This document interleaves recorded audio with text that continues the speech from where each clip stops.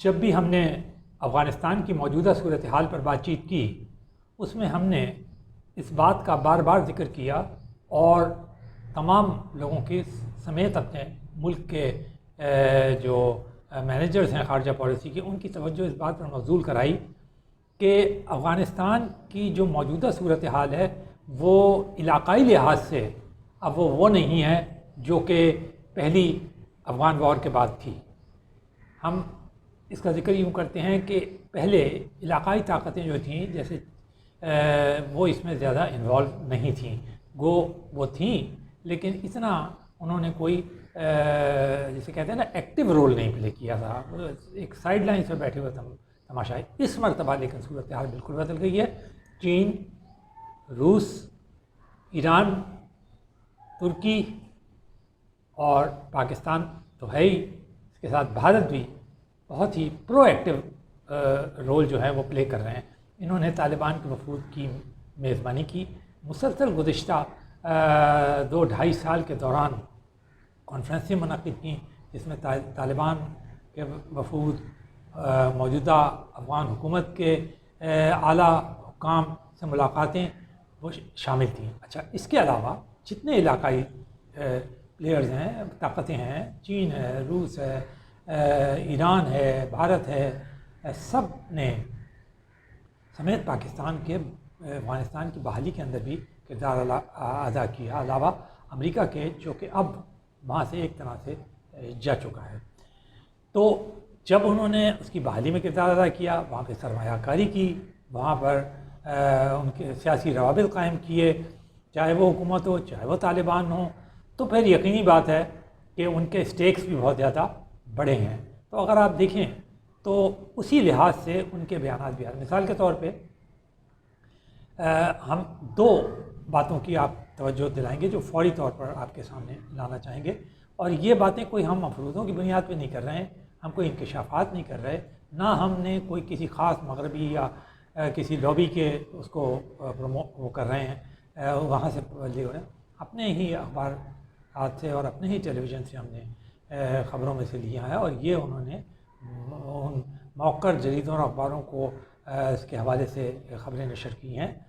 تو پہلی خبر تو روس کے متعلق ہے، اور وہ خبر یہ ہے کہ روس نے امریکہ کو باقاعدہ فوجی اڈے وسطی ایشیا میں دینے کی پیشکش کی ہے، جس میں تاجکستان کا نام آ رہا ہے، کرغزستان کا نام آ رہا ہے، پاکستان کا نام آ رہا ہے۔ روس کے آپ کو معلوم ہے کہ پہلے یہ وسطی ایشیائی اسٹیٹ جو تھی روس کی کے زیر تسلط تھی،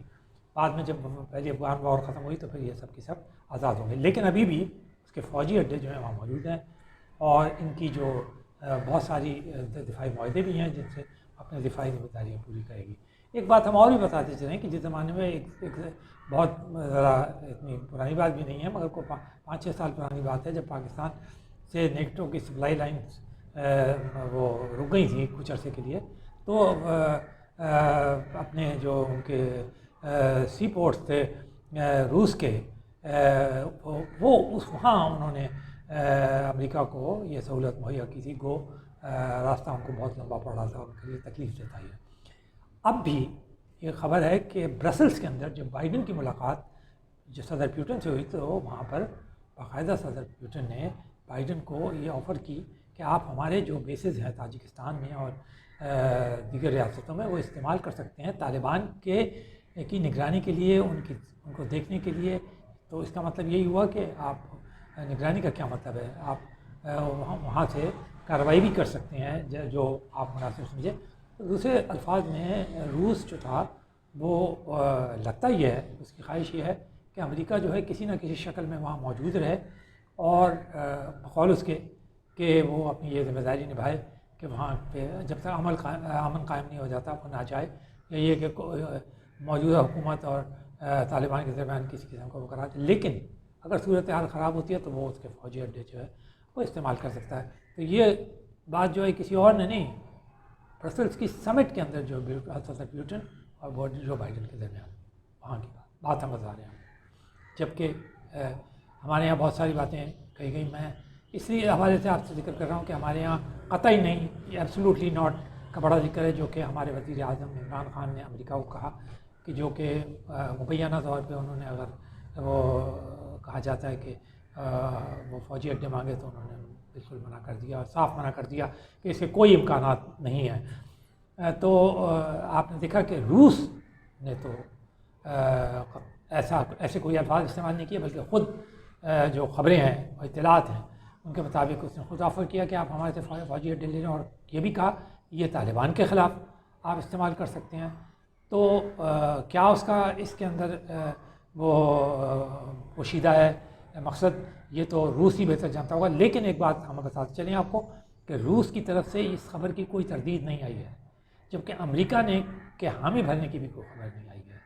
کہ جی امریکہ نے کہا ہو کہ ہاں جی ہم استعمال کریں گے۔ تو یہ دونوں باتیں اپنی جگہ موجود ہیں، لیکن اب آئندہ صورتحال پتہ چلے گی۔ دوسری جو خبر ہے وہ ہم نے کل ہی دیکھی، اور وہ ہے ہمارے بہت ہی عزیز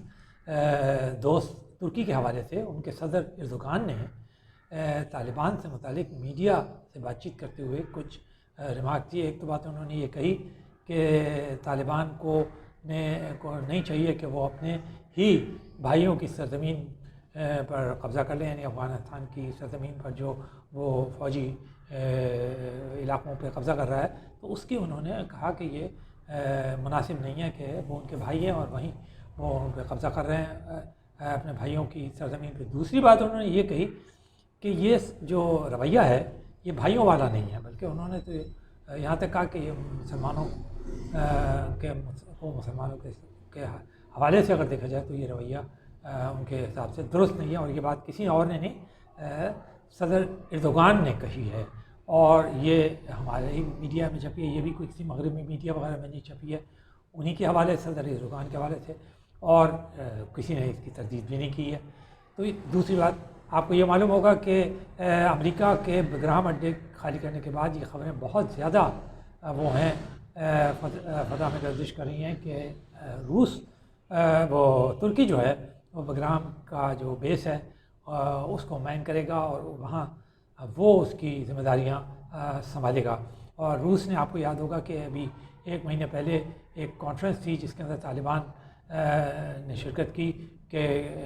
اقتدار کی منتقلی کیسی ہو، اس کو بھی اس نے یعنی میزبانی کی تھی، اور اس سے پہلے بھی بہت ساری وہ کرتا رہا ہے۔ تو ترکی کا بھی بہت انٹرسٹ ہے اس میں، اور کیونکہ وسطی ایشیائی جو اسٹیٹس تھیں وہ روس سے پہلے اس ترک عثمانی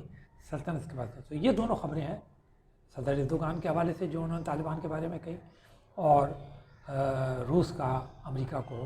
فوجی اڈے دینے کی پیشکش، سینٹرل ایشیا کی اسٹیٹس میں اپنے فوجی اڈے دینے کی پیشکش، یہ دو